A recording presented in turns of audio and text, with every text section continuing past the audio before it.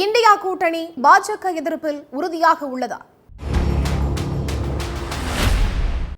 மோடியோட பாஜக ஆட்சியை எதிர்க்க 37 எதிர்க்கட்சிகளை ஒருங்கிணைச்சு துவங்கப்பட்டதுதான் இந்தியா கூட்டணி. 2023 வருஷம் பாட்னாவில் இந்த கூட்டணிக்கு பிள்ளையார் சொல்லி போட்டாங்க. பெங்களூர்ல நடந்த ஒருங்கிணைப்பு கூட்டத்தில் அந்த கூட்டணிக்கு இந்தியா கூட்டணின்னு பேர் வச்சாங்க. 2024 நாடாளுமன்ற தேர்தலில் பாஜக கூட்டணியை எதிர்த்து பல மாநிலங்கள்ல ஒன்று சேர்ந்தும் சில மாநிலங்கள்ல பிரிஞ்சும் வித்தியாசமான கூட்டணி ஃபார்முலாவோட போட்டியிட்டாங்க. நாடாளுமன்றத்தில் மோடியோட மெஜாரிட்டி கனவை இந்தியா கூட்டணி தகர்த்துச்சு. ஆனா நாடாளுமன்ற தேர்தல் முடிவுகளுக்கு பிறகு அந்த கூட்டணி இருக்கா இல்லையாங்கிற கேள்வியை அதுல இருக்கிற கட்சிகளே எழுப்புச்சு.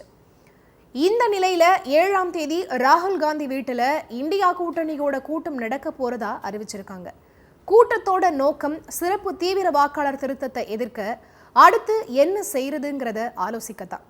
சிறப்பு தீவிர வாக்காளர் திருத்தம் மூலமா தேர்தல் முடிவுகளை பாஜக முடிவு செய்ய போகுதா? இந்தியா கூட்டணி எதிர்ப்பால அந்த திட்டத்தை தேர்தல் ஆணையம் கைவிடுமா? பாஜகவை எதிர்க்கிற அளவுக்கு இப்பவும் இந்தியா கூட்டணி வலிமையா இருக்கா? இதுக்கெல்லாம் தான் இந்த ஸ்பாட்லைட் பதில் சொல்ல போகுது. தொடர்ந்து வலிமையா இருக்கிற ஒரு ஆளும் கட்சியை எதிர்க்க 37 கட்சிங்க ஒன்று சேர்ந்தது பெரிய சாதனை தான். 2024 நாடாளுமன்ற தேர்தலில் திரும்பவும் பாஜகவை ஆளவிட மாட்டோங்கிறது தான் அந்த கூட்டணியோட நோக்கமா இருந்துச்சு. ஆனா மோடி திரும்பவும் வந்துட்டாரு. அதே சமயத்துல பாஜகவை தனிப்பெரும் கட்சியா மாற விடாம தடுத்தது இந்தியா கூட்டணியோட சாதனையா தான் பார்க்கப்படுது. 2024 பாஜக வலிமையா இருக்கிறதா சொல்லப்பட்ட ராமர் கோவில் கட்டி தேர்தலை சந்திச்ச உத்தரப்பிரதேசத்துல மொத்தம் இருக்கிற 80 தொகுதிகள்ல பாஜக கூட்டணி 35 தான் வெற்றி பெற்றுச்சு. இந்தியா கூட்டணி 43 சீட்டை பிடிச்சது. இதுதான் பாஜக தனிச்சு மெஜாரிட்டி பலத்தோட ஆட்சி அமைக்க முடியாததுக்கான காரணமா இருந்துச்சு. உத்தரப்பிரதேசத்துக்கு 60 சீட் வரைக்கும் பாஜக ஜெயிக்கும்னு கணிக்கப்பட்ட நிலையில இந்தியா கூட்டணி மோடிக்கு உத்தரப்பிரதேசத்துல சிம்ம சொப்பனமா இருந்துச்சு. ஆனா தமிழ்நாடு உட்பட சில மாநிலங்களை தவிர்த்து மற்ற மாநிலங்கள்ல அந்த கூட்டணிக்குள்ள இருந்த கொள்கை வேறுபாடுகள் பெரிய அளவுக்கு அந்த கூட்டணியை சறுக்கி விட்டுடுச்சு. உதாரணத்துக்கு கேரளாவில் இடதுசாரிகளை எதிர்க்கிற காங்கிரஸ் மேற்கு வங்கத்துல அதே கட்சிகளோட கூட்டணி சேர்ந்துச்சு.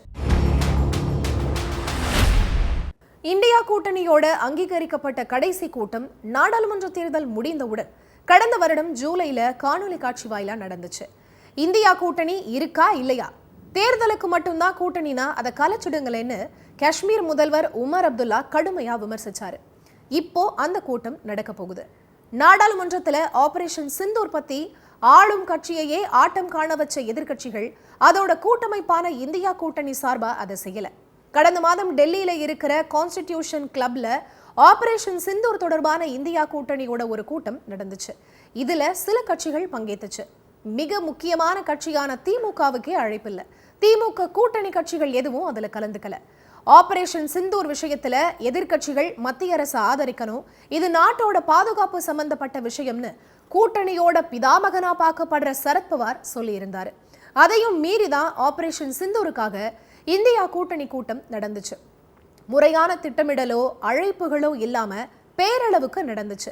இந்த சூழ்நிலையில சிறப்பு தீவிர வாக்காளர் திருத்தம் மூலமா தேர்தல் முடிவுகளையே பாஜக மாத்தும்னு குற்றம் சாட்டுற எதிர்கட்சிகளை ஒருங்கிணைச்சு திரும்பவும் இந்தியா கூட்டணிக்கு புது ரத்தம் பாய்ச்ச ராகுல் முடிவு செஞ்சு தன்னோட வீட்டிலேயே அந்த கூட்டத்தை வச்சிருக்காரு. இந்த பிரச்சனையோட தீவிரத்தை உணர்ந்து காங்கிரஸ் கட்சிக்கு எதிராக இருக்கிற திரிணாமுல் காங்கிரஸ் உட்பட எல்லா கட்சிகளும் கலந்துக்கும்னு சொல்றாங்க. கூட்டத்தோட அடுத்த நாள் டெல்லியில பிரம்மாண்ட பேரணிக்கும் இந்தியா கூட்டணி ஏற்பாடு செஞ்சிருக்கு. 2029 தேர்தலுக்காக இப்ப இருந்தே அந்த கூட்டணியை பலப்படுத்த வேண்டிய அவசியத்தை முன்னாள் மத்திய அமைச்சர் ப. சிதம்பரம் ஒரு புத்தக வெளியீட்டு விழாவில் பேசியிருக்காரு. அப்போ இந்தியா கூட்டணியோட எதிர்காலம் பிரகாசமா இல்லைங்கிறது தெரியுது. ஆனா அதை இப்பவும் நல்லா ஒருங்கிணைக்க முடியும். நாம எதிர்க்க போற பாஜக ஒரு சராசரியான அரசியல் கட்சி இல்ல, அது ஒரு எந்திரம்.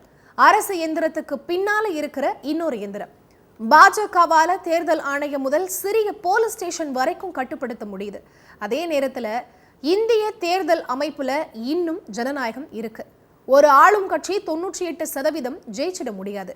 இந்தியா மாதிரியான பெரிய ஜனநாயக நாட்டுல அது சாத்தியம் இல்லை. ஆனா அதே தேர்தல் ஆணையத்தோட நடைமுறைகளை சரி செஞ்சிடலாம். 2029 தேர்தல் ரொம்ப முக்கியமானது. அதுல ஜனநாயகத்தை மீட்டெடுக்க வேண்டிய பொறுப்பு ஒவ்வொரு எதிர்க்கட்சிக்கும் இருக்கு. இதை சாத்தியப்படுத்த ஒத்துமையே முக்கியம்னு பேசியிருக்காரு. பாஜகவோட பலம் என்னங்கிறதையும் தங்களோட பலவீனம் எதுங்கிறதையும் இந்தியா கூட்டணி கட்சிகள் கணிச்சிட்டா 2029 தங்களோட இலக்கை எட்டுறது சுலபம்.